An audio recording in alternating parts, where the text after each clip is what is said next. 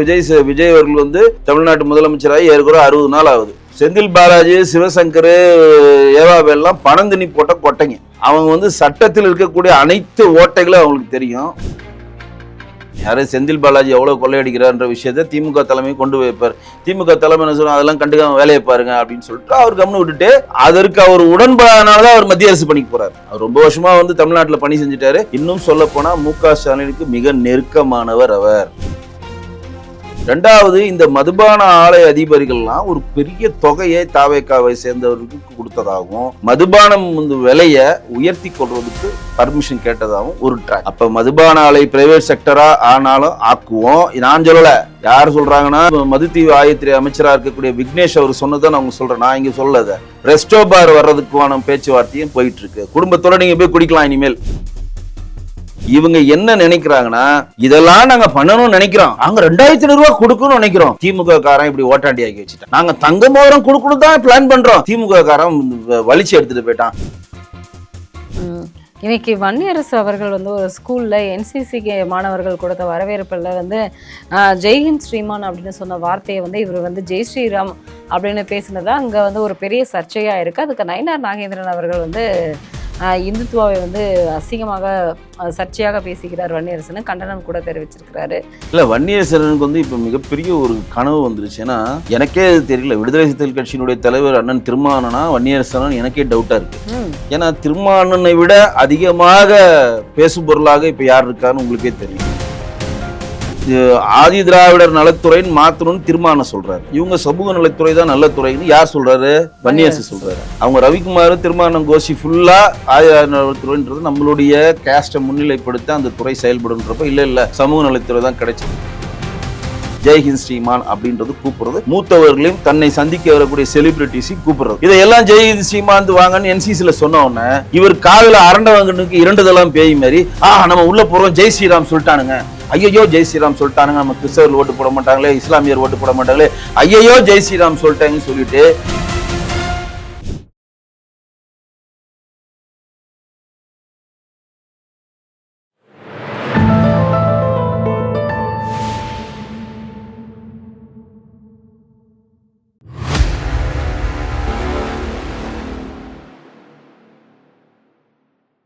தாமரை TV நேயர்களுக்கு அன்பான வணக்கம். இன்று நமது நேர்காணலில் சிறப்பு விருந்தினர் தமிழக பாஜகவின் கலை மற்றும் கலாச்சார பிரிவின் மாநில செயலாளர் வெங்கடேசன் அவர்கள் நம்முடன் இருந்திருக்கிறார். சார் வணக்கம். சார் வணக்கம் மேடம்.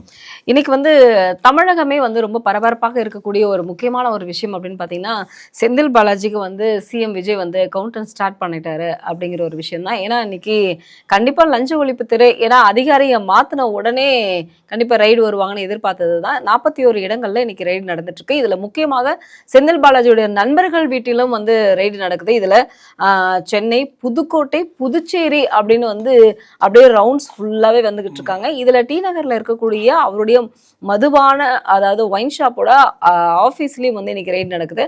அவரை அரெஸ்ட் பண்றதுக்கான வாய்ப்புகள் அதிகமாக இருக்கு. ஏன்னா செந்தில் பாலாஜி இந்த ஒயின் ஷாப்போட விவகாரத்துலையும் வந்து ஈடுபட்டிருக்கிறாரு அப்படிங்கிறது வந்து கேஸ் வந்து இன்னும் நிலுவையில தான் இருக்கு. இதனால இன்னைக்கு அரெஸ்ட் ஆகிறதுக்கான ஒரு வாய்ப்புகள் இருக்குன்னு நினைக்கிறீங்களா? இல்லை, அது செந்தில் பாலாஜிக்கு மட்டும் வைக்கப்பட்ட குறியா நான் பார்க்கல. என்றைக்கு வந்து லஞ்ச ஒழிப்புத்துறையினுடைய பொறுப்பு போலீஸ் அதிகாரியா இருந்தார், அவரை மாட்டினாங்க பார்த்தீங்களா, அருணை டக்குன்னு மாத்தினாங்க பாருங்க. அவங்க மாத்தினதப்பே எனக்கு தெரிஞ்சிருச்சு புது ஆபீஸ்ல கொண்டு வந்து. ஏன்னா அருண் வந்து முழுக்க திமுக ஆட்சியில வந்து பல ஆண்டுகளாக சென்னை போலீஸ் கமிஷனராக இருந்தார். சவுக்கு சங்கர் வந்து எவ்வளோ வீடியோ அவரை பற்றி போட்டாருன்னு, அவர் பார் வச்சிருக்கான்றாரு, வீட்டு உள்ளே லிஃப்ட் வச்சிருந்தன்றாரு, அளவுக்கு மீறி சொத்து சேர்த்துருக்கேன், என்னென்னமோ பண்ணாலும் அவரை அசைக்க கூட முடியல. ரொம்ப ஸ்ட்ராங் பர்சனாக இருந்தார். முழுக்க அவர் திமுக விசுவாசியாக இருந்தாது அப்படின்றது தான் உண்மை. நிறைய பேருக்கு அது தெரியும். இப்போ வந்து விஜய் வந்து ஆட்சி பொறுப்பு ஏற்றினோன்னு எல்லாரையும் மாத்திர மாதிரி அவரையும் வந்து துக்குடாவா இப்போ போட்டிருக்காங்க பாருங்க. பயிற்சி மையத்துக்கு அசோக் நகரோட காவல்துறை பயிற்சி மையத்துக்கு இப்போ போட்டிருக்காங்கல்ல, அந்த மாதிரி ஒரு அமைப்புக்கு தூக்கி அடிப்பாங்க அப்படின்னு தான் நம்ம எல்லாம் நினைச்சோம். ஏன்னா எப்பவுமே ஒரு ஆட்சியாளர் வந்தாங்கன்னா உடனே கமிஷனரை மாற்றுவாங்க, டிஜிபியை மாற்றுவாங்க, தலைமைச் செயலாளர் மாற்றுவாங்க, அவங்களுக்கு ஏற்ற டீமை செட் பண்ணுவாங்க. இது வழக்கமான நடைமுறை. எல்லாரும் நிராகரிக்கப்பட்டவர் அப்படின்னு அருணே பயந்துட்டு இருக்க நேரில் அருணை தூக்கிட்டு மறுபடியும் லஞ்ச ஒழிப்புத்துறைக்கு பொறுப்பு டிஜிபியாக போடுறாங்க. இப்போ அங்கே தான் ஸ்டார்ட் ஆகுது. வேலுவை அரெஸ்ட் பண்ணணும்னு நினைச்சாங்க, அரெஸ்ட் பண்ண முடியல. அவர் டாடா காடி சிங்கப்பூர்ல போய் படுத்துட்டு கோர்ட்டு வேலை எல்லாம் முடிச்சுட்டு திருப்பி வந்துட்டார். சிவசங்கரன் உங்களுக்கு தெரியல, உங்களுக்கு போக்குவரத்துறை அமைச்சராக இருந்தார், அவரை அரெஸ்ட் பண்ணணும்னு சொல்றதுக்காக லஞ்ச ஒழிப்புத்துறையில நீங்க வந்து கேஸ் நீங்க போட்டீங்கன்னா, அதுல என்னன்னா கேஸ் போட்டீங்கன்னா நீங்க சம்மன் தான் கொடுக்கணும், அரெஸ்ட் பண்ண முடியாது. உங்க மேல இதெல்லாம் வந்து குற்றச்சாட்டு வந்துருக்கு, நீங்க வந்து ஆஜராகுங்க, உங்கள்கிட்ட விசாரிக்கணும். அவன் அதுல போய் என்னால் ஆஜராக முடியாது, போய் ஹாஸ்பிட்டலில் படுத்துட்டாங்கன்னா அவங்களால எதுவும் பண்ண முடியாது. அதனால சிவசங்கருக்கு என்ன பண்றாங்கன்னா, மத்திய குற்றப்புலனாய்வுன்னு ஒன்று இருக்கு, அது மட்டும் மத்திய குற்றப்புலனில் வந்து நீங்க கேஸ் அட்டன் பண்ணீங்கன்னா நீங்க உடனடியாக அரெஸ்ட் பண்ணலாம், அதுக்கேற்ற பவர் அவங்கள்ட்ட இருக்கு. அதனால மோஸ்ட்லி இவங்க லஞ்ச ஒழிப்புத்துறை அருணை நீங்க அவங்க அட்மிட் பண்ணியிருந்தாலும் இவங்க பண்ற எல்லா காரியமும் எது, இந்த குதிரை பேரத்துக்கு மற்ற விஷயங்கள் என்னென்ன விஷயங்கள் இவங்க வந்து ஒருத்தர் அரெஸ்ட் பண்ணணும், ஒருத்தர் பின்னாடி போகணும்னு அவங்க நினைக்கிறாங்களோ அது எல்லாத்துக்கும் யாரை யூஸ் பண்றாங்கன்னா மத்திய குற்றப்புலனாய்வு தான் யூஸ் பண்றாங்க. அது வந்து நம்ம சென்னையில் இருக்கக்கூடிய one of the police department, அதாவது தமிழ்நாட்டில் இருக்கக்கூடிய one of the police department, அதுலயும் சிவசங்கரை போனாங்க, சக்சஸ் பண்ண முடியல. செந்தில் பாலாஜி என்னென்னமோ குதிரை பேரம், அந்த பேரம், இந்த பேரம், யானை பேதர்லாம் பண்ணி கோர்ட்ல போய் ஆர்டரே வாங்குறாங்க, அரெஸ்ட் பண்ணுறதுக்கு ஆர்டரே வாங்கினாங்க. கோர்ட் செந்தில் பாலாஜி என்ன சொல்கிறாருன்னா, டக்குன்னு வெளியில் நின்று எஸ்கேப் ஆகிட்டு அவர் முன்ஜாமீன் வாங்குறாரு. முன்ஜாமீன் வாங்கின பிறகு அவர் என்ன நினைக்கிறாருன்னா, வேற எதுனா கேஸில் என்ன அரெஸ்ட் பண்ணுவாங்கன்னு சொல்லி திருவல்லிக்கேணியில் போயிட்டு போலீஸ் ஸ்டேஷனில் அவர் போய் மாலை காலை வந்து கையெழுத்து போடவே இல்லை, யாரோ அவர் தம்பியும் அசோக்கு போடவே இல்லை. லெட்டர் கொடுக்குறாங்க, என்னன்னா நீங்கள் உத்தரவாதம் கொடுங்க, வேற கேஸில் எங்களை அரெஸ்ட் பண்ண மாட்டாங்கன்னு அப்படின்னு சொல்லி அவங்க சொல்கிறாங்க. அப்போ எந்த பக்கம் கோல் அடிச்சாலும் இவனுங்க எஸ்கேப் ஆகிட்டே இருக்காங்களே. இப்போ நான் சொல்கிறேன், விஜய் அவர்கள் வந்து தமிழ்நாட்டு முதலமைச்சராகி ஏற்கனவே 60 நாள் ஆகுது. செந்தில் பாலாஜி, சிவசங்கர், ஏவாவெல்லாம் பணம் திணி போட்ட கொட்டைங்க. அவங்க வந்து சட்டத்தில் இருக்கக்கூடிய அனைத்து ஓட்டைகளும் அவங்களுக்கு தெரியும். ஒரு விஷயத்தை வந்து பணம் வாங்குறோம் அப்படின்னா, இந்த பணம் வாங்கினா இதனால எத்தனை வருஷம் கழிச்சு ப்ராப்ளம் வரும், யாரால ப்ராப்ளம் வரும், அதை எப்படி அடைக்கணும், அதை எப்படி வந்து ஓவர் கம் பண்ணணும், அதை எப்படி நம்ம பேசணுன்றத முன்னாடியே ப்ரிப்பேர் பண்ற மிகப்பெரிய தெளிவான ஒரு கூட்டம் தானே அது. செந்தில் பாலாஜில அது தெளிவின் உச்சம். ஏன்னா எந்த கட்சிக்கு போனாலும் அவர் ஜெயிக்கிறார். அம்மா மக்கள் முன்னேற்ற போனாலும் ஜெயிக்கிறாரு, திமுக போனாலும் ஜெயிக்கிறாரு, அஇஅதிமுக போனாலும் ஜெயிக்கிறாரு, மறுமலர்ச்சி முன்னேற்ற திராவிட கழகத்துக்கு போனாலும் ஜெயிக்கிறாரு. எங்க போனாலும் அவர் ஜெயிக்கிறாருன்னா அவருக்கு இந்த லூப்ஸ் எல்லாம் தெளிவா தெரியுது. அப்ப உடனடியா அவங்க என்ன பண்றாங்கன்னா, நம்ம எங்க போனாலும் இவங்க எஸ்கேப் ஆகிட்டே இருக்கிறாங்களே, அப்போ உடனே ஒரே நாள்ல எத்தனை ஒரு லூப் மாட்டல. இப்ப நீங்க சொன்ன மாதிரி 41 இடத்துல தமிழ்நாடு, புதுச்சேரி, எங்கெங்க அவருக்கு பினாமி பேர்ல சொத்து இருக்க எங்க இடத்துல ஓவர் ரைட் பண்ணி அவரை எப்படியாவது அரெஸ்ட் பண்ணணும்னு சொல்லி புது கமிஷனரை வச்சு ட்ரை பண்றாங்க.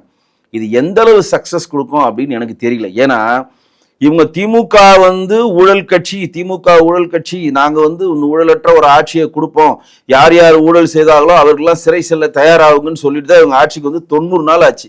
யாரையும் இவங்க வந்து அரெஸ்ட் பண்ண மாதிரியும் தெரியல, யாரையும் வந்து கோர்ட்டு மூலம் தண்டனை வாங்கி கொடுத்த மாதிரி தெரியல. திமுகவுடன் ஒரு சாப்டான போக்கு நோக்கி தான் தாவேக்கா நகருதா அப்படின்ற ஒரு சந்தேகமும் நமக்கு எழுது. ஏன்னா உதயநிதி சொன்ன உடனே சட்டமன்றத்தில் அவர் ஏத்துக்கிறாருல, இப்படி பல சந்தேகங்கள் நமக்கு எழுதிட்டு தான் இருக்கு. அப்போ ஒரு விஷயம் தெளிவா தெரியுது, இங்க இருக்கக்கூடிய அரசியல்வாதிகளை ஹேண்டில் பண்ணி அவர்களுடைய லூப்போல கண்டுபிடிச்சு சட்டத்துல அதை நிரூபிக்கிற திறன் கொண்ட அதிகாரிகளை தாவேக்கா வைத்திருக்கிறதா.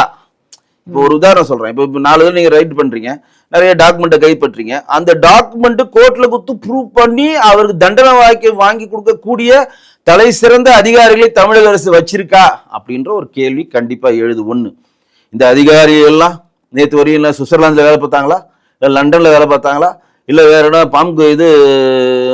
போலந்துல வேலை பார்த்தாங்களா? இப்போ செந்தில் பாலாஜி அரஸ்ட் பண்ண துடிக்கிற அதிகாரிகள் எங்க வேலை பார்த்தாங்க? ஒரு 90 நாள் முன்னாடி எங்க இருந்தாங்க?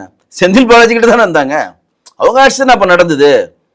காட்சிகள் தான் மாறுது, ஆட்சிகள் மாறவே இல்லை. அதிகாரிகள் எப்போதுமே அதே இடத்துல தான் இருக்கிறாங்க.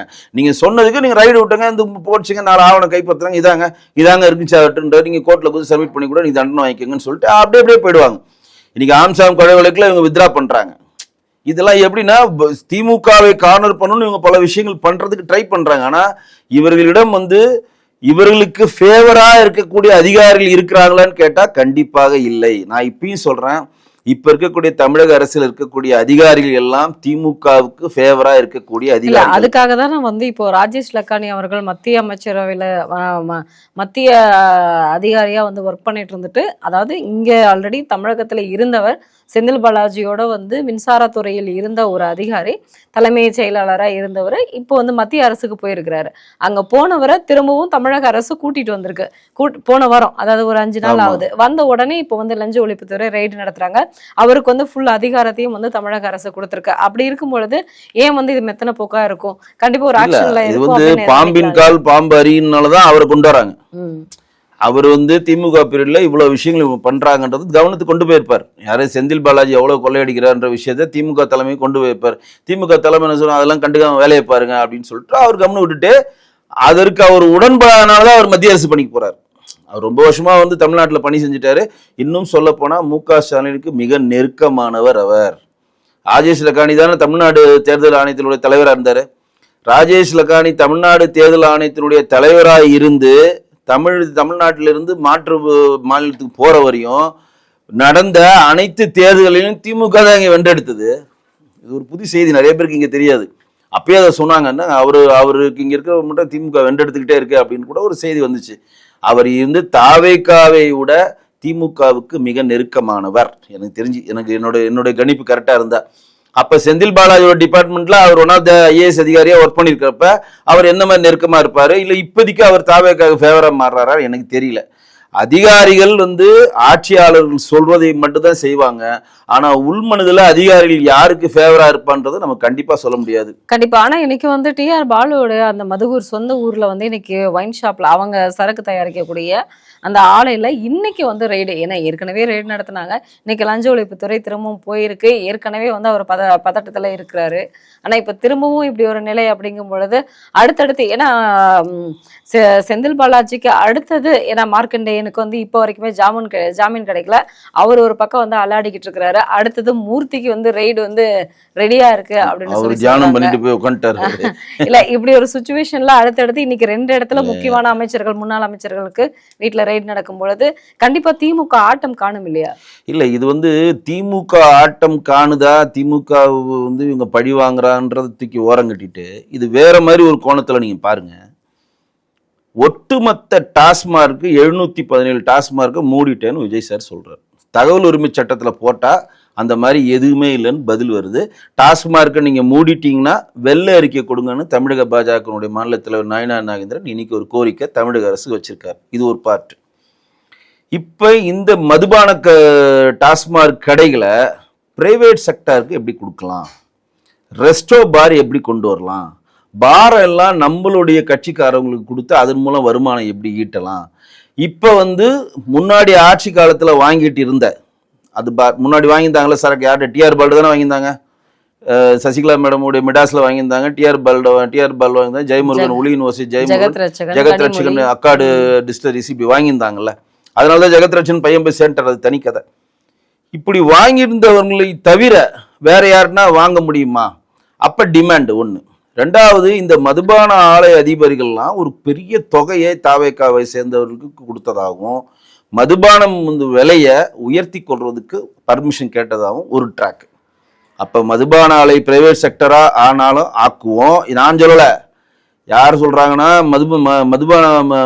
மதுத்தீவு ஆயத்துறை அமைச்சராக இருக்கக்கூடிய விக்னேஷ் அவர் சொன்னதான் அவங்க சொல்றேன். நான் இங்க சொல்லத. ரெஸ்டோ பார் வர்றதுக்கான பேச்சுவார்த்தையும் போயிட்டு இருக்கு. குடும்பத்தோட நீங்க போய் குடிக்கலாம். இனிமேல் நீங்க கேரளா போனா, கோவா போனா பார்த்துருக்கீங்களா? கோவாவில் நீங்க எந்த ஹோட்டலில் போனாலும், மகாராஷ்டிரால பெங்களூர்ல எந்த ஹோட்டல் போனாலும் உங்களுக்கு ட்ரிங்க் கிடைக்கும். பியர் வேணும்னா பியர், பிராண்டினா பிராண்ட், அங்கேயே குடும்பத்தோட குடிச்சிட்டு அங்கேயே சாப்பிட்டு வரலாம். அது பேர் ரெஸ்டோ பார்னு சொல்லி. அந்த பார் வந்து தமிழ்நாட்டில் கலாச்சாரமும் பண்பாடும் சீரழியக்கூடாதுனால இங்கே அனுமதி கொடுக்காம இருந்தாங்க. அதை கொடுக்கலாம் அப்படின்னு சொல்லி அது ஒரு கான்செப்ட் வந்துருச்சு. அப்போ ரெஸ்டோ பார் வருது. இந்த டாஸ்மார்க்கு இந்த 10 ரூபா பிரச்சனை, பாட்டில் பிரச்சனை, இந்த இட பிரச்சனை, இவ்வளோ தலைவலி வந்துகிட்டே இருக்கு. இதையெல்லாம் பிரைவேட் செக்டரா டாஸ்மார்க்காக மதுபான தொழிலில் ஈடுபடுகிற விஷ்ணு ரெட்டியோடைய சொந்தக்காரங்கள்லாம் நிறைய பேர் ஹைதராபாத்ல நிறைய பேர் இருக்கிறாங்க. இந்த மாதிரி எடுக்கிறதுக்கு டோட்டலாக எடுக்கிறதுக்கு அந்த பெரிய பணம் முதல் இருக்காங்க. அந்த மாதிரி பிரைவேட் செக்டர்கிட்ட ஒருத்தர் 2 தனிப்பட்ட நபர்கிட்ட கொடுத்துட்டா அவங்க பிரித்து கொடுத்துக்கலாம். அப்போ அரசாங்கத்தை அதை விட்டு வெளியில் வரலாம். இப்படி 2வது மேட்ரு ஓடுது. 3வது, பார்ல எல்லாம் இப்போ பார் எல்லாரும் யார் வச்சிருக்கா? டிஎம்கேக்காரன் தான் பார் வச்சிருப்பான். ஏன்னா 5 வருஷமா அவங்க தான் ஆட்சியில் இருந்தாங்க. அது தாவேக்காரங்களுக்கு கொடுத்தா அவங்களுக்கு ஒரு வருமானம் வருமா? இப்படி பல விஷயங்களை வந்து டாஸ்மார்க் மூலம் பல மாற்றங்களை கொண்டு வரதுக்கு இவங்களுக்கு மூலக்கதை ஒன்று வேணும். அந்த மூலக்கதை தான் எந்த கதை? செந்தில் பாலாஜி 10 ரூபா வாங்கினாரு, கரூர் வாங்கினது, அதனால இவ்வளவு சொத்து சேர்த்து வச்சாரு. அந்த மூலக்கதைவுல போவாங்க. டி.ஆர். பால் வந்து ஆல்கஹால் தயாரிக்க தேவையான மூலப்பொருளை தயாரிக்கிற, எத்தனால் தயாரிக்கிற ஃபேக்டரியை வந்து தஞ்சாவூர்ல வச்சிருக்காரு. அதனால அங்க ரைடு. இப்ப நான் கேட்குறேன், இப்போ வந்து டாஸ்மார்க் ஓரியன்டா நீங்க சுத்துனீங்கன்னா ஏன் ஜெகத் ரட்சனுடைய அக்கா டிஸ்லேஸ்க்கு நீங்க ரைடு போல? ஏன்னா அவர் பையன் இங்கே வந்து சேர்ந்துட்டாரு, மியூச்சுவல் ஆகிட்டாரு. அவர் ஜெகச்சத்துன்னு சொல்லிட்டாரு, நான் பாண்டிச்சேரியிலே இருந்துக்கிறேன், எனக்கு சென்னையில் நாங்கள் எதுக்கும் பண்ண மாட்டேன், திமுக இனிமேல் நான் பணம் கொடுக்க மாட்டேன்னு ஒரு மியூச்சுவல் வந்ததுனால அவரோட விலகிட்டு இப்போ டிஆர் பாலும் செந்தில் பாலாஜியும் தான் இப்போ குறிக்கோளாக இருக்குது. காரணம், இவர்கள் எல்லாம் இந்த டாஸ்மார்க் மூலம், டாஸ்மார்க் கொள்முதலில் இவ்வளோ ஊழல் பண்ணியிருக்காங்க, டாஸ்மார்க்கில் வந்து இந்த மூலப்பொருள் வந்து சப்ளை பண்ணதில் இவ்வளோ ஊழல் நடந்திருக்கு, இந்த ஃபேக்ட்ரியில் டிஆர் பாலோடைய கம்பெனியோட மதுபாட்டில் தரமானதா இல்லைன்னு ஏதோ ஒரு குட்டி குழப்பம் பண்ணி இதன் மூலம் நாங்கள் இப்போ டாஸ்மார்க் வந்து பிரைவேட் செக்டார் கொடுக்க போகிறோம், இதன் மூலம் ஒரு குறிப்பிட்ட பார்களுக்கு எல்லாரும் கொடுக்க போகிறோம், இதன் மூலம் வந்து டாஸ்மார்க்கில் இருக்கக்கூடிய சரக்குகள் விலை உயர்த்தி கொள்வதற்கு தமிழக அரசு அனுமதி தரப்போகுதுன்னு ஃபியூச்சர்ல ஒரு விஷயம் வருவதற்கான ஆரம்ப கட்ட பணி தான் இந்த ரைட். சரிங்க சார், இன்னைக்கு இருக்கக்கூடிய ஒரு முக்கியமான சூழ்நிலையில எல்லாருக்குமே வந்து ஆகஸ்ட் 5ஆம் தேதி மத்திய பட்ஜெட் கூட்டத்தொடர் வந்து தொடங்க இருக்கு. இதுல முக்கியமாக மரிய வில்சன் அவர்கள் சொல்லியிருந்தாரு, திமுகவினுடைய ஊழல் பட்டியல் வந்து பட்ஜெட் கூட்டத்தொடரில் வந்து கொடுக்க போகிறோம் அப்படின்னு சொல்லி அவர் சொன்னார். இதில் முக்கியமாக மார்க்கண்டேயன் அரெஸ்ட் ஆகும்போது பிஸியாக இருந்த உதயநிதி, அதுக்கப்புறம் வந்து செந்தில் பாலாஜி வந்து அவருக்கு ஜாமீன் கிடைக்காம போனப்பவும், நிபந்தனை ஜாமீன் கிடைச்சப்பவும் கூட அதுக்கு வந்து ஒரு ஆறுதல் சொல்லாத உதயநிதி, எல்லாம் அவங்க வந்து அப்பாவும் சரி மகனும் சரி எல்லாரும் துபாயில் இருந்தாங்க. ஆனால் இன்னைக்கு அவசரமா மரிய வில்சன் இப்படி ஒரு விஷயம் சொன்ன உடனே எம்எல்ஏக்களை எல்லாமே வந்து காணொலி மூலமா ஆலோசனை கூப்பிட்டுட்டு, கேமரா இருக்குதுப்பா, எல்லாரும் பார்த்து பத்திரமா பேசுங்க, லிஸ்டெல்லாம் ரெடி பண்ணிக்கோங்க, நம்ம வந்து வசமா சிக்க போறோம், ஏன்னா கதவை வேற மூட போறேன்னு சொல்லியிருக்காங்க அப்படின்னு எல்லாரும் கொஞ்சம் வந்து அப்படியே படபடப்புல இருக்கிற மாதிரியான ஒரு செய்திகள் வெளியா இருக்கு. இதுல என்ன ஒரு நிலை வந்து உருவாகல? எனக்கு வந்து இதெல்லாம் வந்து பெரிய ஒரு வியக்கிற பட்ஜெட்ல மரிய வில்சன் போன்ற ஆட்கள்லாம் கொடுப்பாங்கன்னு எனக்கு நம்பிக்கை கிடையாது. ஏன்னா தமிழ்நாட்டு கடன் எவ்வளோன்னு சொல்றதுலே அவர் மிகப்பெரிய ஒரு சொதப்பல் சொல்லிட்டார், மிகப்பெரிய ஒரு சொதப்பல் பண்ணார்ல. ஒரு வெள்ளை அறிக்கை கொடுக்குறேன்னு சொல்லிட்டு தமிழ்நாடு கடன் இவ்வளோ இருக்கு, நேரடி கடன் 10 லட்சம், பொதுத்துறை நிறுவனம் 3 லட்சம், 13 லட்சம் கடன் தான் இருக்கு. தவிர இந்த கடனை ஏன் வாங்கினாங்க, அந்த கடனை வாங்கி எப்படி செலவு பண்ணாங்க, இந்த கடனுக்கான மூலப்பொருள் செலவினங்களை திமுக எப்படி வந்து அதிகார பிரச்சோகம் பண்ணி அந்த பணத்தை எப்படி வீணடிச்சாங்க, எவ்வளவு வட்டி கட்டி நம்மளை வந்து முட்டாளாக்குனாங்க, எந்த ஒரு கட்டமைப்பு கட்டலன்றதை ஆணித்தரமா அவர் எந்த விஷயத்துலையும் சொல்லவே இல்லை. அதுலேயே அவர் வந்து ஃபெயிலியர் ஆயிட்டார். ஒன்று. ரெண்டாவது வந்து இன்னைக்கு வந்து மரிய வில்சன் உட்காந்துலாம் பட்ஜெட்லாம் தயாரிக்க மாட்டார். நீங்கள் நினைக்கிற அளவுலாம் வந்து உலக மகா பெரிய சார்ட்டர்ட் அக்கௌண்ட்லாம் அவர் கிடையாது. அவர் உட்காந்துருப்பாரு, அதிகாரிகள் கொடுத்து அதிகாரிகள் விளக்குவாங்க, அது கையெழுத்து போடுவார். அவர் தான் இன்னைக்கு தமிழ்நாட்டில் இருக்கக்கூடிய துறை சார்ந்த அமைச்சர்களுக்கும் அந்த துறை சார்ந்த அறிவாற்றலும் பெரும் அறிவாற்றலும் தொலைநோக்கு சிந்தனையும் இருக்கா? அதெல்லாம் யாருக்குமே கிடையாதுங்க. இனிமேல் கற்றுக்கலாம், அது வேற விஷயம். இப்போ கிடையாது, அது நம்ம ஒத்துக்கணும். ஆனால் வந்து எல்லாரும் புதுசாக வரதுனால நம்ம எக்ஸ்பெக்ட் பண்ணவும் கூடாது. அப்போ அதிகாரிகள் சொல்கிறத அவங்க கேட்க போகிறாங்க. இப்போ உதயநிதி வந்து இதனால வரையும் வந்து எந்த இதுலையும் தலையிடாமல் இருந்துட்டு பெரிய ப்ரெஷர் அவர்கிட்ட வருது. நீங்கள் வந்து உங்களுக்காக அரெஸ்ட் பண்ணி போனவரை கூட பார்க்கலன்னா கட்சியை விட்டு தாவேக்கா எல்லாம் புட்டுக்குன்னு போயிட்டே இருப்பான் அப்படின்னு ஒரு பிரச்சனை வந்தவொன்னு தான் அவர் ஊர்லேருந்து வந்தவொன்னு மார்க்கண்டேயனை போய் பார்க்குறாரு, விளாத்திக்குள்ள எம்எல்ஏவை போய் பார்க்குறாரு. அவர் கூட சொத்து குழுப்பு வழக்கிலையோ இல்லை லஞ்ச வாங்கின வழக்கிலையோ இல்லை அவருடைய எம்எல்ஏ வந்து அவருடைய தொகுதி மேம்பாட்டு இதில் வந்து செலவு பண்ணாமல் மக்களை ஏமாற்றிட்ட வழக்கெல்லாம் கைது பண்ணல. விஜய் சார் திட்டினார், எலும்பை உடைப்பேன் சட்டமன்றத்தில்னு சொன்னார். அந்த ஒத்த வார்த்தையை கருத்து பண்ணி வச்சிருக்கானுங்க. ஏவாவேல்னாச்சும் வந்து கிணத்தக்காரன்ற மாதிரி பாலத்தையே காணன்னு சொல்லி வந்து லுக்கோஸ் நோட்டீஸ் கொடுத்தாங்க. அவர் லூப்போல போட்டு வெளியே போயிட்டார். அவர் சிவசங்கருக்கு 2 சம்மன் அமிச்சாருங்க, பதில் சொல்லிட்டு அவர் போயிட்டார். அப்ப இவங்க என்ன பிளான் பண்றாங்கன்னா, இவங்க என்ன செய்ய போறாங்க? ஏன்னா இப்ப தலைமைச் செயலர் சாய்குமார் பெரிய தெளிவான ஒரு விஷயத்துல இருக்காரு. புதுசா வந்து திட்டக்குழுக்கு வந்து காங்கிரஸை சேர்ந்த மான்டெக்கை கொண்டு வந்திருக்காங்க. உங்களுக்கே தெரியும், காங்கிரஸினுடைய மன்மோகன் சிங்கினுடைய முகமா இருந்தவர், திட்ட கமிஷனுடைய தலைவராக இருந்தவர் தான் இப்ப தமிழ்நாட்டில் மறுபடியும் திமுக வந்து ரகுராம் ராஜனை கொண்டு வந்து தெரியுங்களா, நாங்கள் வரி வருவாய் எதிர்க்க வந்து மேம்படுத்த போறோம், கடன் வாங்குவதை குறைத்து தமிழ்நாட்டின் நிதி நிலைமையை சீர் செய்வதற்கு பொருளாதார வல்லுநர்கள், உலகத்தில் இருக்கக்கூடிய அனைத்து பொருளாதார வல்லுநர்களுக்கு நாங்கள் குழு அமைக்கிறோம், ரிசர்வ் பேங்க் முன்னாள் கவர்னராக இருந்த கூட ரகுராம் தலைமையிலன்னு சொல்லிட்டு வெளிநாட்டுக்கார அவன் பேர்லாம் வாயில வரல, அவெல்லாம் அந்த குழுல இருந்தான். அந்த குழு வந்தா தமிழ்நாட்டில் இருந்து எங்க வச்சானுங்க, 13 லட்சம் கோடி கடல்ல வச்சு போயிடுச்சு அந்த குழு. இப்ப அடுத்த குழு காங்கிரஸ் குழு வந்திருக்கு. முழுக்க காங்கிரஸினுடைய பிரஷர்ல மான்டெக்னு சொல்லி மன்மோகன் சிங்கினுடைய முகமா அறியப்பட்ட திட்ட கமிஷனுடைய தலைவர் தான் இன்றைக்கே எதுவா வந்திருக்காரு, தமிழ்நாட்டு நிதி நிலைமையை சீர் செய்ய போகிற, பொருளாதாரத்தை சீர் செய்ய போகிற குழுவுடைய தலைவா போட்டிருக்காங்க. இது ஒரு பக்கம். அப்ப இவங்க என்ன நினைக்கிறாங்கன்னா, இதெல்லாம் நாங்க பண்ணணும்னு நினைக்கிறோம், நாங்க 2500 ரூபாய் கொடுக்கணும்னு நினைக்கிறோம், திமுக காரன் இப்படி ஓட்டாண்டி ஆக்கி வச்சுட்டான், நாங்க தங்க மோதிரம் கொடுக்கணும் தான் பிளான் பண்றோம். திமுக காரன் வலிச்சு எடுத்துட்டு போயிட்டான். நாங்க இலவசமா மாவட்டம் தோறும் போக்குவரத்து திட்டத்துல வந்து கொடுக்கணும், வண்டி இலவசமா கொடுக்கணும்னு நினைச்சோம். இங்க பாருங்க திமுக வந்து என்ன பண்றாங்க பாருங்க, இவ்வளவு நாள் செலவு பண்ற பட்ஜெட்ல வரவு செலவுல பாருங்க போக்குவரத்து துறையை 50,000 கோடி கடன்ல வச்சுட்டாங்க. அப்புறம் நாங்க வந்து நம்ம வேலையில்லா பட்டதாரிகளை 4,000 ரூபாய் கொடுக்கறதுக்கு விஜய் சார் துடிக்கிறாரு. ஆனா என்ன பண்றது, நிதி நிலைமை இங்க இல்லைன்னு சொல்லி இந்த விஷயத்த பண்ண போறாங்கன்றது அவங்களுக்கு தெளிவா தெரியுது. அப்ப என்னன்னா நொண்டிச்சாக்கு, ஏப்பா 2,500 ரூபாய் கொடுக்கல பாருங்க, 1000 ரூபாய் நாங்க 2,500 ரூபாய் கொடுக்கணும்னு நினைச்சோம், 1000 ரூபாய் கூட கொடுக்க முடியாத அளவு நிதி நிலைமை எப்படி இருக்கு. இல்ல உதயநிதி வந்து ஏன் பதட்டப்படுறாரு? அதுதாங்க அப்ப இவங்க என்ன ஹைலைட் பண்ண வராங்க. நீங்க சொல்றீங்க மரிய வில்சன் அந்த அளவுக்கு எல்லாம் வந்து டேலண்டட் கிடையாது, பட்ஜெட் தாக்கல் கூட்டத்தொடர் எல்லாம் பெருசாலாம் இருக்காது அப்படின்னு நீங்க சொல்றீங்க. அப்புறம் ஏன் பயப்படுறாரு? பயப்படலங்க, உதயநிதி பயந்து போட்டோம். நீங்க வந்து தாவேக்கா பயப்படுற மாதிரி இல்ல. தாவேக்கா பயப்படுறேன்னு சொல்லுங்க. தாவேக்கா தன்னுடைய இயலாமையை திமுகவுடைய மைனஸை பிளஸ் ஆக்கிக்குன்னு சொல்றேன். உதயநிதி பயக்கிறாரா பயப்படல, நீங்க அவரை தான் கேட்கணும். அதுல வரல நான் கேட்கறது. பட்ஜெட்ல நிதி நிலைமையில எல்லாரும் எதிர்பார்க்கறாங்க. தமிழ்நாட்டில் 2,30,00,000 ரேஷன்தாருக்கும் 2,500 ரூபாய் வேணும். இதுதானே எங்களுடைய கனவு, எல்லாருடைய கனவு அதானே இருக்கும். ஏற்கனவே திமுக 1,30,00,000 தான் கொடுத்தது, 1 கோடி கொடுக்கவே இல்லை. அவங்களாம் காண்டா ஓட்டு போட்டு தான் திமுக தோத்தது. அப்ப இவங்களால் எதையுமே கொடுக்க, இப்போ ஒரு அருணே சொல்லிட்டார், அருண்ராஜே சொல்லிட்டார் 2,500 ரூபாய் நிதி நிலைமையில கொடுக்க முடியாதுன்னு அவரே சொல்லிட்டார். அப்ப நான் ஏன் கொடுக்க முடியல அப்படின்றத சொல்றதுக்கு ஒரு ஆள் வேணும்ல. அது உண்மையும் கூட, அதை நான் ஒத்துக்கிறேன்.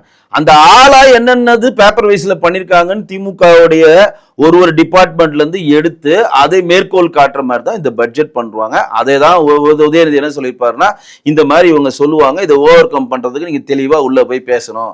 உடனடியாக நம்ம சொன்ன பாருங்க, இவங்க சொன்ன இந்த தேர்தல் வாக்குறுதிலாம் பண்ண முடியாத ஒரு சூழ்நிலை வருது, திமுக மேல பழி போடுறப்ப அது எப்படி நம்ம ஓவர் கம் பண்ணணும் நீங்க பேசணும்ன்ற ட்ரைனிங் செஷன் தான் அது.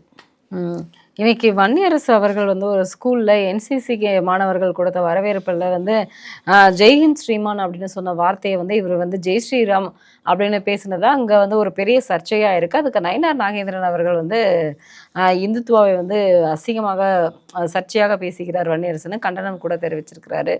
ஏன் வந்து வன்னியரசு கொஞ்ச நாள் வந்து அமைச்சரானதுக்கப்புறம் வந்து கொஞ்சம் நல்ல ட்ரெண்டிங்கில் நிறைய ஆய்வு கூட்டங்கள் எல்லாம் வந்து பண்ணுறது எல்லாமே பார்க்க நல்லா தான் இருக்குது. இப்படி வந்து திடீர்னு வந்து சர்ச்சையில் மாட்டிக்கிறாரு, என்ன காரணம்? இல்லை, வன்னியரசனுக்கு வந்து இப்போ மிகப்பெரிய ஒரு கனவு வந்துருச்சு. ஏன்னா எனக்கே அது தெரியல, விடுதலை சிறுத்தைகள் கட்சியினுடைய தலைவர் அண்ணன் திருமாவளவனா வன்னியரசன் எனக்கே டவுட்டா இருக்கு. ஏன்னா திருமாவளவனை விட அதிகமாக பேசு பொருளாக இப்ப யார் இருக்காருன்னு உங்களுக்கே தெரியும். அவர் அமைச்சர் சார். சொல்றேன், இப்ப ஆதி திராவிடர் நலத்துறைன்னு மாத்தணும்னு திருமாவளவன் சொல்றாரு. இவங்க சமூக நலத்துறை தான் நல்ல துறைன்னு யார் சொல்றாரு? வன்னியரசு சொல்றாரு. அவங்க ரவிக்குமார் திருமாவளவன் கோஷி ஃபுல்லா நலத்துறைன்றது நம்மளுடைய கேஸ்டை முன்னிலைப்படுத்த அந்த துறை செயல்படுன்றப்ப இல்ல சமூக நலத்துறை தான் கிடைச்சது சொல்றது சரிதானே சொல்றாரு. அவர் சொன்ன உடனே என்ன பண்றாங்க, தேவேந்திர குல வேளாளர் இருக்கக்கூடிய கிருஷ்ணசாமி குரூப் ஒரு நன்றி விளம்பரம் கொடுக்குறாங்க பேப்பர்ல. இதை வந்து ஆதி திராவிட நலத்துறைன்னு பண்ணாம சமூக நலத்துறைன்னு மாத்தின தமிழக முதல்வருக்கு நன்றி. எப்படி யார் சொல்றது? தேவேந்திர குல வேளாளர் சொல்றாங்க. ஒரு குறிப்பிட்ட ஜாதிக்குள்ள எவ்வளவு ஒரு முரண்பாடு பாருங்க. அப்ப இவர் எங்க போனாலும் தன்னை முன்னிலைப்படுத்திருக்கு. இப்ப நீங்க கம்யூனிஸ்ட் எதுனா வெங்கடேசன் கத்திக்கிட்டே இருப்பாரு, நீங்க பாத்திருக்கீங்களா? பார்லிமெண்ட்ல கத்திக்கிட்டே இருப்பாரு, சம்பந்தமே இல்லாம கத்துவார். இவன் தொகுதியா குப்பை தொகுதியா வச்சிருந்தா அது பதில் சொல்ல மாட்டாரு. ஏன் மதுரை மீனாட்சி அம்மன் கோயில் நிலத்தெல்லாம் வந்து சுடுன்னு போயிட்டானா அதுக்கு பதில் சொல்ல மாட்டாரு. பட்டா நிலத்தை எல்லாம் தூக்கி கரூர்ல குத்துட்டானீங்க, பக்கத்துல இருக்கக்கூடிய திருப்பரங்குன்றத்துல தீபம் ஏற்றணும், அதுக்கெல்லாம் நான் பதில் சொல்ல மாட்டேன், அதெல்லாம் பதில் சொல்ல மாட்டேன். ஆனா மோடிஜி அவர்கள் வந்து மண்டி இட்டாரு ஸ்டூடெண்ட் கிட்ட, அந்த மாதிரி விஷயத்துல அவங்க எப்படி பண்றாங்களோ அதே மாதிரி தன்னுடைய இருப்பை திரு வன்னியரசு அவர்கள் காட்டிக்கொண்டே இருக்கிறார். ஏன்னா ஒரு ஸ்கூலுக்கு நீங்க போறீங்க, ஒரு ஸ்கூல் உள்ள போனோன்னா அந்த ஸ்கூலோடைய பாரம்பரியம் என்ன நீங்க தெரிஞ்சுக்கணுமா இல்லையா? நீங்க இப்போ ஒரு படத்துக்கு போனா அந்த படத்துல யார் நடிக்கிறாங்க, யார் தயாரிப்பாளர், இந்த படம் நல்லா இருக்கா, காமெடி படம், ஏதோ ஒரு மைண்ட் இருக்கும். அப்படி உங்கள்ட்ட அது இல்லைனாலும் அதை கேட்டுப்பீங்க. ஒன்லைனா அந்த ஸ்கூல் எப்ப ஆரம்பிச்சது, இப்ப எந்த கவர்மெண்ட் ஸ்கூல், எய்டட் ஸ்கூல்ப்பா, யார் ஆரம்பிச்சாங்கப்பா, இது ஆரம்பிச்ச பெரியவர் யாருப்பா, அவர் நன்றி சொல்லணும், அவங்க பேர இதுதானே. இது ஸ்கூல் உள்ள நுழையிறாங்க. 2 விஷயம் இருக்கு. ஒண்ணு வந்து NCCன்னு ஒண்ணு இருக்கு. NCC கிட்டத்தட்ட ராணுவம் தான், துணை ராணுவ படை மாதிரி தான். NCC ஒன்று இருக்கு, ஸ்கவுட்ஸ் இருக்கு, சாரண இயக்கம். நான் கூட இந்துஸ்தான் ஸ்கவுட்ஸ் அண்ட் கைட்ஸ்ல செக்ரட்டரியா இருக்கேன். NCCக்கும் ஸ்கவுட்ஸ்க்கு என்ன டிஃபரெண்ட்னா, ஸ்கவுட்ஸ்ல வந்து துப்பாக்கி எடுத்து சுடுறதுக்கெல்லாம் கத்தர மாட்டாங்க. NCCல ஒரு ராணுவத்துக்கு உண்டான துப்பாக்கி எடுத்து சுடுற ட்ரைனிங் கூட அதுல கொடுப்பாங்க. கிட்டத்தட்ட துணை ராணுவ படை மாதிரி தான் அது. NCCல வந்து அன்பால மக்களை வெல்லணும்னு சொல்லுவாங்க. If you reach God to serve people to reach God தான் அதோட லைனே. நீங்க மக்களுக்கு பணிவிடை செஞ்சாதான் கடவுளை காண முடியும் அப்படின்றப்ப அந்த என்சிசில ஒரு குறிப்பிட்ட தலைவர்கள் பேரை வந்து முன்மொழிவாங்க, குறிப்பிட்ட சாமியை முன்மொழிவாங்க. அது வந்து இதுல சாரணசார இயக்கம் சில ஸ்கவுட்ஸ்ல சொல்லுவாங்க. ஆனா என்சிசி வந்து ராணுவத்துல ஒரு பெட்டாலியன் எப்படி இருக்குமோ அந்த மாதிரி இருக்கும். பெட்டாலியன்ல வந்து ஒருத்தரும் ஒரு முன்னேறப்ப தன்னை உத்வேகப்படுத்துவதற்கும் அந்த வெற்றி கொண்டாத்துன்றப்ப ஒரு சாமியை சொல்லுவாங்க. ஜெய் பவானின்வான், ஒருத்தன் ஜெய் ஆஞ்சநேயன்வான், வெற்றிவேல் வீரவேல். இது பழைய போர்க்கால தந்துமுறை. நம்ம தமிழர்கள்லாம் போர் எடுத்துட்டு போறப்ப வெற்றிவேல் வீரவேலு போவாங்க, பார்த்துருக்கீங்களா? கட்டபொம்மனவர்கள்லாம் அந்த டைம்ல போர் எடுத்துட்டு போய் ஜெய் ஜக்கம்மா அப்படின்னு போடுவாங்க. வீர சிவாஜி வரப்ப ஜெய் பவானி. இது வந்து ஒரு உத்யோகம். அதை தான் வந்து ராணுவத்துல ஒவ்வொருத்தரும் அவர்களுக்கு பிடித்தமான கடவுள் பெயரை சொல்லுவாங்க. இது ஜெய்ஹிந்த் ஸ்ரீமான்ன்றது ராணுவத்துல வந்து வயது மூத்தவர்கள், நாட்டுக்காக உழைத்தவர்கள், அவர்களுக்கு மரியாதை அடைமுறை. மரியாதையா கூப்பிடுறீங்களா மிஸ்டர் அப்படின்னு கூப்பிடுறோம். அந்த மாதிரி ராணுவத்துல என்சிசில ஜெய்ஹிந்த் ஸ்ரீமான் அப்படின்றது கூப்பிடுறது. மூத்தவர்களையும் தன்னை சந்திக்க வரக்கூடிய செலிபிரிட்டிஸையும் கூப்பிடுறது. இதையெல்லாம் ஜெய்ஹிந்த் ஸ்ரீமான் வாங்கன்னு என்சிசில சொன்ன உடனே இவர் காதல அரண்டவங்கனுக்கு இரண்டுதெல்லாம் பேய் மாதிரி நம்ம உள்ள போறோம் ஜெய் ஸ்ரீராம் சொல்லிட்டானுங்க, ஐயோ ஜெய் ஸ்ரீராம் சொல்லிட்டானுங்க, நம்ம கிறிஸ்தவர்கள் ஓட்டு போட மாட்டாங்களே, இஸ்லாமியர் ஓட்டு போட மாட்டாங்களே, ஐயோ ஜெய் ஸ்ரீராம் சொல்லிட்டாங்கன்னு சொல்லிட்டு இந்த ஜெய்ஹிந்த் ஸ்ரீமான்றதை மறந்துட்டு ஜெய் ஸ்ரீராம்னு ஒரு மண்டையில போனோம்னா பொறிஞ்சி தள்ளியிருக்காரு மனுஷன். இந்துத்துவ பத்தி அவ்வளவு மட்டமா அங்க பேசியிருக்கிறது தான் நாயனார் அவர்கள் கண்டனம் தெரிவிச்சிருக்காரு. நான் சொல்றேன், அப்படியே ஜெய்ஹிந்த் சொன்னாலும் என்ன தப்பு? இந்தியாவில தானே இருக்கீங்க. ஜெய்ஹிந்த்ன்றது கெட்ட வார்த்தையா? பாரத் மாதா கி ஜெய்ன்றது கெட்ட வார்த்தையா? ஜெய்ஹிந்த்ன்றது பிஜேபியோட வார்த்தையா? ஜெய்ஹிந்த் யார் வார்த்தை? நேதாஜி சுபாஷ் சந்திர போஸ சென்மராமன் சொன்னதை ஹைலைட் பண்ணி நீங்க ஒட்டுமொத்தமே ஜெய்ஹிந்த்னா இந்தியா வாழ்கன்னு தானே அதுக்கு அர்த்தம். அதையும் சொல்றது ஒரு கெட்ட வார்த்தையா? அப்ப இவர்கள் மனதுக்குள் எவ்வளவு வந்து இந்துத்துவா மேல் இருக்கக்கூடிய வக்ரங்கள் இருக்குன்னு உங்களுக்கு இதுல இருந்தே தெரியுது. ஒண்ணு.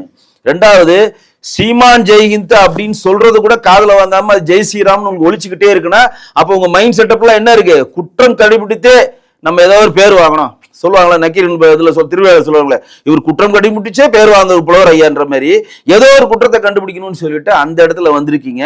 ஒரு அமைச்சர் ஆன பிறகு, சமூக நலத்துறை அமைச்சர் ஆன பிறகு என்சிசினா என்ன, ஸ்கவுட்ஸ்னா என்னன்னு கூட உங்களுக்கு தெரியல. ஒருவர் ராணுவத்தினுடைய செயல்பாடுகள் எப்படி இருக்குன்னு உங்களுக்கு ஒண்ணுமே தெரியாம இந்துத்துவா மேல் இருக்கக்கூடிய வன்மத்தை கண்டிக்கிற திரு வன்னியரசு அவர்கள் திருமாவளவனை தாண்டி வளரும்னு ஆசைப்படுறாரு. கண்டிப்பா அது நடக்காது.